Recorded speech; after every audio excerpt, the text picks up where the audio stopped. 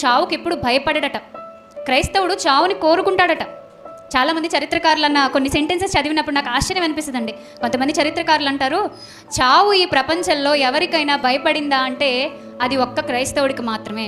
ఎందుకంటే చావునే జయించిన క్రీస్తుని కలిగి ఉన్నవాడు క్రైస్తవుడు. ఎంత అద్భుతమైన సెంటెన్సెస్ అండి. నిజమే కదా, క్రైస్తవులు చావుకి భయపడకూడదు.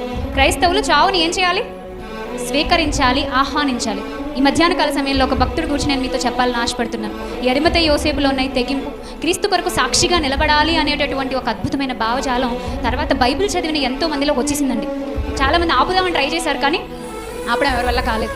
బైబిల్ రహస్యంగా చదివారు, బైబిల్ని బహిరంగంగా చదివారు, తమలో ఎన్నో గొప్ప భావజాలాలను వాళ్ళు నింపుకున్నారు. అలాంటి ఒక గొప్ప భక్తుడు, ఇతని గురించి అద్భుతమైన సమాచారం ఉందండి. అతను రాసిన పుస్తకాలు తెలుగులో కూడా మన అదృష్టం అనువాదం చేయబడి ఇప్పటికీ చాలా క్రిస్టియన్ బుక్ స్టాల్స్లో లభ్యమవుతూ ఉన్నాయి. అద్భుతమైన క్యారెక్టర్ కలిగిన వాడు ఆయన.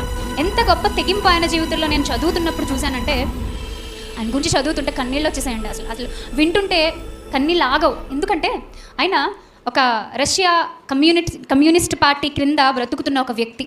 ఆ కమ్యూనిస్ట్ వాళ్ళు ఆ రోజు ఆ దేశాన్ని ఏలుతున్నారు. ఆ సమాజం అంతా చాలా కష్టాల్లో ఉంది. అలాంటప్పుడు క్రీస్తుని ఎవరైనా నమ్ముకుంటే తీసుకెళ్ళి బాధలు పెట్టేవారట. అలాంటప్పుడు ఒక రోజు వీళ్ళు ఒక ప్రార్థనకి వెళ్ళి కూర్చున్నారు, భార్య అతను. అప్పుడప్పుడే పెళ్ళైందటండి, ఎన్నో రోజులు కూడా కాలేదు పెళ్ళై పాపం. వెళ్ళి కూర్చున్నప్పుడు ఈలోపు ఆ కమ్యూనిస్ట్ వాళ్ళు అక్కడికి వచ్చేసారు. అక్కడికి వచ్చి వాళ్ళని అడుగుతున్నారు, ఇక్కడ ఎవరైనా క్రీస్తు సాక్షులుగా ఉన్నారా అని. ఎవరైనా క్రీస్తు సాక్షులుగా ఉంటే లేచి నిలబడండి రా, ధైర్యం ఉంటే అని అన్నారంట. ఒక్క మాట చాలా రూట్గా మాట్లాడారు. మాట్లాడేసరికి ఎవరు లేవట్లేదు, ఇతను కూడా లేవట్లేదు. వెంటనే భార్య అడిగిందట, పక్కనే కూర్చుంటారు కదా, ఎందుకు నువ్వు లేవట్లేదు అని అడిగిందట. అడిగేసరికి నేను ఇప్పుడు లేచాను అనుకో, మళ్ళీ నువ్వు నా మొహం చూడవు, మరి లేవనా అని అడిగాడు.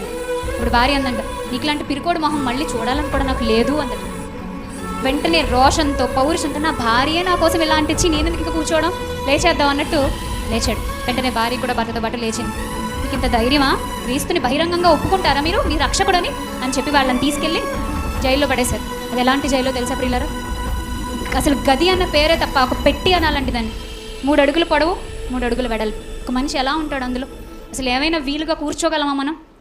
ఇలా ఇంకో గంట చెప్పాను అనుకోండి, నేను ప్రస్తుతం ఇక్కడ కింద కూర్చున్న వాళ్ళు కాళ్ళు ముందు వాళ్ళని పర్మిషన్ అడిగి కొంచెం కాళ్ళు చాపుకుంటానే అంటారు. కుర్చీలో కూర్చున్న వాళ్ళు అలాగా ఇలాగా ఇబ్బందులు పడిపోయి ఇంకా ఇవిడ ఆపట్లేదంట అని చెప్పేసి లేస్తే నేనేమనుకుంటానో, లేవకపోతే కాళ్ళు ఏమనుకుంటాయో అని భర్జన పడిపోయి ఎంత స్ట్రగుల్ అవుతారండి. ఒకే చోట కూర్చుని ఉండడం అనేది శరీరానికి చాలా కష్టతరమైన పని. కానీ అలా ఎన్నాళ్ళు అతను అలా ఉన్నాడు తెలుసా? ఆశ్చర్యపోతారు మీరు చెప్తే. 14 సంవత్సరాలు. 14 సంవత్సరాలు అంటే తక్కువ కాలమా?